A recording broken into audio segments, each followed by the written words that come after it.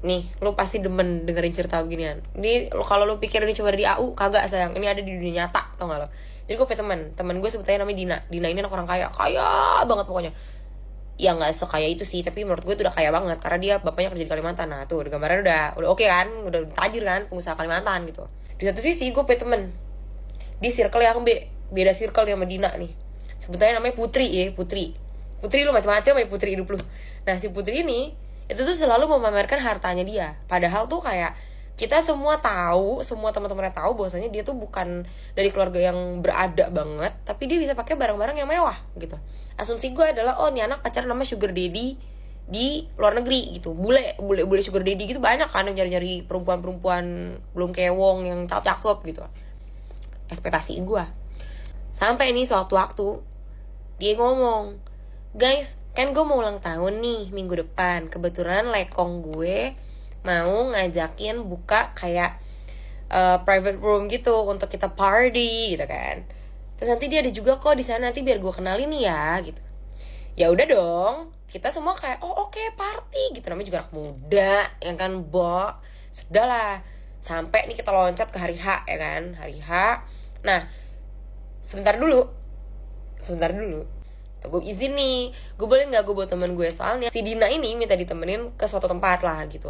Maksud gue daripada gue ribet bolak-balik segala macam, mendingan gue bawa si Dina ke tempat si Putri gitu kan, barengan nih biar kenalan juga, biar temenan nih. Soalnya gue tuh emang suka menyampurkan circle gitu kan. Terus kata si Putri dengan santai dia bilang kayak oh ya udah Beb, ajak aja nggak apa-apa. Ya udah, aman dong gue.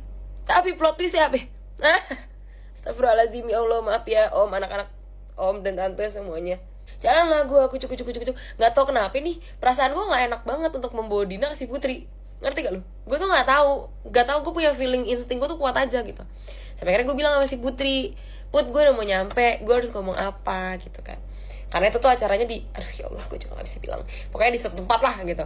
Terus gue bilang sama si Dina, Din boleh gak kalau lo parkir mobil aja, gak usah di valet, gue bilang gitu kan. Sekalian biar gue juga izin dulu sama temen gue bilangnya gitu, biar lo bisa ikut, biar lo gak usah pulang dengan jemput gue lagi, karena gue mau nginep juga di tempatnya dia kan. Terus tuh, untungnya temen gue nurut.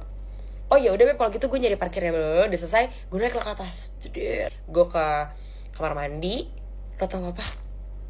Pas gue ke kamar mandi, gue lihat bapaknya temen gue lihat si bapaknya Dina keluar dari kamar mandi laki-laki, kucuk gitu.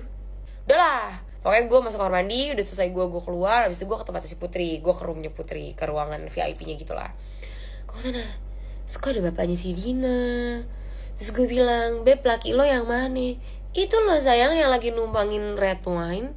Gue kayak, tolol, itu bapaknya temen gue yang gue bawa, tuh anaknya ada di bawah. Gue bilang gitu. Lo kalau di bawah sisi gue, lo mau jadi gimana? Lo mau ngapain? Lo kenal sama bininya, lo kenal anaknya, lo kenal keluarganya, lo juga kenal sama temen lo yang itu. Gue kayak, jangan libatkan aku di sini gitu. Terus habis itu ya udah, gue akhirnya bantuin. Gue bilang sama temen gue, nggak jadi Beb, tempatnya penuh banget, lo nggak akan suka karena lo juga nggak suka keramaian, kita pulang aja yuk. Sekian dan terima kasih. Makasih lo semua sama gue lindungin terus, iblis. Sudah menggunakan bando, sudah duduk di sini sama dengan apa? Iya benar banget, mau ngelanjutin ceritanya Dina Putri yang udah dihapus sama TikTok part 2-nya. Makasih ya TikTok, bikin gue kerja 2 kali. Tapi gak apa-apa, gue tetap sayang sama lo. Jadi singkatnya begini, nih karena udah pernah gue ceritain, jadi kayak pasti banyak yang orang sudah mendengarkan gitu. Jadi gue merangkum aja supaya part 3 ini bisa cepetan gue upload gitu. Karena nih gak gue upload, kasihan yang udah pernah nonton gitu kan. Nah kemarin itu kan sempat banyak yang nanya kayak emang dia nggak ngeliat mobil bapaknya dan segala macam dan lain-lain gitu kan. Jawabannya adalah iya, dia melihatnya. Jadi waktu dia lagi parkir itu, dia melihat mobil yang biasa dipakai sama bapaknya tiap kali bapaknya pulang ke Jakarta. Ya kayak mobil-mobil yang jemput bapaknya dari bandara ke Jakarta gitulah. Terus dia juga sempat ngomong sama gue di mobil, dia bilang kayak gue tuh tadi ketemu sama, kita samarkan aja ya, mobilnya Om Alex. Tapi yang gue tahu tuh bininya Om Alex gak suka kalau Om Alex tuh bakal datang ke tempat-tempat yang kayak ginian gitu. Terus gue bilang kayak lo salah lihat kali Beb gitu. Terus kata dia, enggak, gue gak salah lihat, ini beneran gitu kan. Ya pokoknya dia kekal lah intinya. Terus gue bilang, ya udahlah itu kan urusan suami orang gitu, kenapa kita yang repot gitu kan. Terus dia jadi kayak, tapi dia tuh bertanya-tanya gitu, karena kata dia kalau misalnya Om Alex ke tempat-tempat yang begitu, itu adalah membawa bapaknya gitu. Jadi lagi curiga nih kalau bapaknya ada dalam. Mungkin gue harus mengalihkan dia supaya tidak keluar, supaya tidak masuk ya kan. Saya kira gue berhasil, jadi kita lanjut pulang. Cus gitu. Sampai suatu waktu kita pergi, gue sama Dina main lagi. Ngapain? Kita nonton gitu kan. Kita nonton film. Nah Dina ini kalau nonton film tidak suka di tempat yang ramai, jadi dia maunya di premier, maksudnya anak orang kaya ribet. Tidak ada kejadian apapun. Awalnya datang baik-baik aja, santai-santai aja. Pada saat pesen tiket juga baik-baik aja, nggak ada masalah gitu kan. Pesen tiket, pesen, udah selesai. Terus saya mau kamar mandi. Emang di kamar mandi pembawa masalah ya? Kurang ajar nih kamar mandi. Pas banget waktu gue kamar mandi itu, yang kamar mandi yang kosong cuma ada satu. Catat, cuma ada satu. Akhirnya gue mempersilahkan Dina duluan untuk masuk karena gue masih mau ngaca. Dan lo tahu apa yang terjadi? Pada saat tidak masuk, tidak lama setelah itu Putri keluar dari kamar mandi. Gila.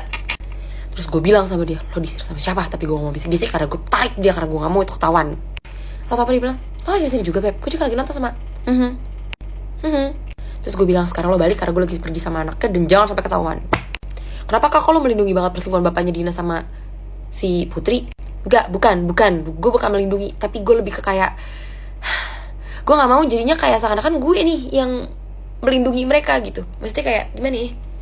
Maksudnya kayak gue gak mau nanti dikiranya kayak gue yang menjodohkan mereka atau gimana segala macam. Pokoknya gue gak mau terlibat, intinya gitu. Terus si Putri yang emang otaknya cuma setengah ini, dia bilang apa? Pas gue bilang gue lagi pergi sama Dina, jadi gak apa-apa, kita kenalin aja. Kan seru banget kalau misalnya kita kenal. Nah kayak gitu konsepnya setan. Masalahnya kalau misalnya lu kenalan ya sama dia, tiba-tiba lu keluar, bapaknya ada di depan. Terus lu jalan sama bapaknya pergi. Gimana? Lu udah siap jadi ibu tirinya apa gimana sih konsepnya? Aduh ampun deh gue. Jadi pokoknya itu ya teman-teman. Intinya udah pernah ketahuan 2 kali. Terus habis itu kita lanjut part 3 yang lebih membagongkan. Terima kasih. Diam, jangan kemana-mana, duduk yang tenang karena gue mau melanjutkan apa? Iya benar, ceritanya Dina sama Putri ya. Udah diam aja di situ, diam. Nih, gue mau masuk part tergonggongnya. Udah kayak anjing menggonggong, heran gue.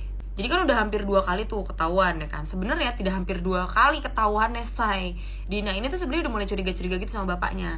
Jadi waktu itu tuh Dina pernah ngegepin bapaknya ngangkat telepon, tapi sayang-sayangan, tapi emaknya ada di rumah. Itu gimana ya konsepnya? Itu jadinya bikin Dina tuh berquestion. Ini bapaknya tuh sayang-sayang sama siapa gitu kan. Tapi kan mau nanya langsung takut gak sopan ya, say. Akibat kecurigaan itu Dina berceritalah kepada saya ya kan. Dia ngasih tahu tuh kalau bapaknya begini begitu dan lain-lain, dan semua kecurigaan yang pernah dia gepin, intinya gitu. Nah menurut gue ini adalah waktu yang tepat untuk gue memberitahu Dina gitu kan. Jadi gue ngasih ide-ide gila kepada Dina untuk ngegepin bapaknya Dina sama si Putri. Tapi gue maunya Putri itu ketahuannya langsung sama Dina, bukan gue yang nyepuin gitu. Karena gue gak mau nanti jadi gue yang terlibat nih, minta maaf deh gue. Nah sampai suatu waktu Dina itu mau ketemu sama gue karena dia habis putus nih sama pacarnya, karena pacarnya juga selingkuh. Emang ya Allah Dina, gue kasihan banget sama hidup lo gitu. Jadi kita makan santai banget, tidak ada gangguan apa-apa, tidak ada firasat apa-apa. Terus ya udah lagi santai, dia lagi ngobrol, Dina lagi cerita kalau dia baru putus sama pacarnya yang selingkuh itu. Tiba-tiba apa? Ada makhluk halus manggil gue. Si Putri sama si Om Burhan a.k.a. bapaknya Dina makan di tempat yang sama kayak gue sama Dina makan, lu tahu. Nah abis itu si makhluk halus a.k.a. Putri ini dia ngapain? Memanggil saya yang sedang makan tanpa dosa, lu tahu. Dia manggil tanpa rasa bersalah. Dia datang kucuk. Habis itu dia ngomong apa? Hai Ra, lagi di sini juga. Gue diem menundukkan kepala gue kayak lagi mengheningkan cipta, lu tahu. Kenapa ya, Kak begitu? Si Putri lagi merangkul Om Burhan, sedang bermesraan di depan anaknya dan manggil gue. Ya nengok dong si Dina, bener gak? Lo kalau jadi Dina juga lo pasti nengok gitu kan. Udah abis itu pas Dina nengok, Dina berkaca-kaca matanya. Terus Dina langsung berdiri. Tapi lo pasti akan kecewa karena Dina tidak segegabah itu sayang kalau bermain. Pas Putri sadar kalau misalnya itu adalah Dina, langsung ditaruh lah tangan bapaknya si Dina ini. Bukan ditaruh, dia apa? Dilepas lah tangan bapaknya. Kayak, hai Putri temennya Rara. Bro, menurut lu Dina kan ngamuk gak sama gue? Dia tidak merespon jabat tangan si Putri, tapi dia ngapain? Dia salim sama bapaknya. Hai Dad, lagi di sini juga. Aku lagi makan loh. Dedi sama siapa? Dan saya selalu ada selingkuhan di depan muka lu, Dina goblok. Tapi gue rasa tuh Dina ngerasa menang gitu loh, karena selama ini kecurigaannya dan tebak-tebakannya dia tuh benar gitu, ngerti gak? Dan dia punya bukti valid gitu. Nah karena gue melihat Dina lagi ngobrol sama bapaknya, jadi gue tidak mau mengganggu. Terus gue ngechat Putri, gue misu-misu kalau misalnya, maksud gue tuh kayak lo tuh salah banget, cara yang lo ambil tuh tolol banget, apalagi sampai lo ngeklaim bahwasanya diri lo adalah temen gue gitu. Walaupun emang kita teman, tapi gak harus kayak gitu. Jangan numbalin gue bangsat gitu kan. Nah terus udah abis itu gue gak ngerti gimana ceritanya, pokoknya si tolol Putri dan Om Burhan ini lepas lah dari Dina gitu kan. Udah abis itu karena gue gak mau ikut campur gitu, gue takut. Jadi gue bener-bener selama itu tuh gue makan, gue fokus, gue khusyuk gitu. Gue makan sambil gue gemeteran, gue deg-degan gitu. Gue takut habis itu tiba-tiba Dina ngomong kayak, anjing lo ya, ternyata alhamdulillah Dina baik. Terus udah habis itu Dina tidak marah-marah sama gue. Dina cuma mengklarifikasi apakah dia benar teman gue apa enggak. Terus gue jawab kayak, iya gue kenal tapi bukan teman gue banget gitu. Gue kenal dari teman gue bilang gitu. Terus habis itu ya udah, dia ngontak nyokapnya, nyuruh nyokapnya tuh buat datang, kayak maksudnya ini lo kita gapin sini rame-rame gitu kan. Ini part paling gongnya. Nyokapnya Dina cuma jawab apa? Ya udah biarin aja, nggak baru sekali setan. Ya Dina bingung dong. Dina langsung kayak, loh kok biasa aja sih mams gitu kan, harusnya tuh kita begini gitu. Terus akhirnya Dina nanya lah, nyokapnya lagi ada di mana. Terus nyokapnya bilang nyokapnya lagi di Langham, which is itu deket banget sama tempat kita ya dong. Jeng. Dina langsung kayak, yaudah kalau emang nyokap gue nggak mau kesini, kita aja yang jemput dipaksa biar nyokapku tuh lihat gitu, biar dia tuh nggak segampang ini tuh gitu. By the way, mohon maaf ini udah panjang banget, semoga kalian tidak bosan ya sayang-sayangku. Tapi ini beneran jadi part terakhir kok, tungguin aja sampai akhir. Kalian tidak akan kecewa dengan ininya, paling shock aja dikit. Ya Allah, gue gak ngerti rasanya jadi Dina kayak gimana pada saat itu. Tujuannya mau cerita sama gue karena diselingkuhin, malah ngegepin bapaknya selingkuh. Terus apa? Dia kan nyamperin nyokapnya, ya kan? Terus ternyata nyokapnya bilang nyokap lagi di Asta. Berarti lo tau ya ini kejadian tahun berapa, karena udah ada Asta. Dan lo tahu apa? Nyokapnya lagi sama berondong, say. Pada tandanya nyokapnya bilang kayak biarin aja, bangga baru sekali. Ternyata itu alasannya setan. Jadi kayak mereka sesama dua orang tua gila ini saling berselingkuh gitu. Karena menurut emaknya Dina adalah yang penting duitnya, gue nggak peduli gitu. Tapi kok kayak kok bisa? Dan memang ternyata open relationship itu banyak ada di kalangan orang-orang kaya, guys. Percaya sama gue. Even ada artis yang juga open relationship. Dan kita sama-sama tahu. Mantap. Sekian dan terima kasih. Jangan tagih-tagih lagi cerita Dina. Tapi kalau mau cerita perselingkuhan yang lain atau cerita-cerita gong lain, aku masih punya. Bye guys, love you.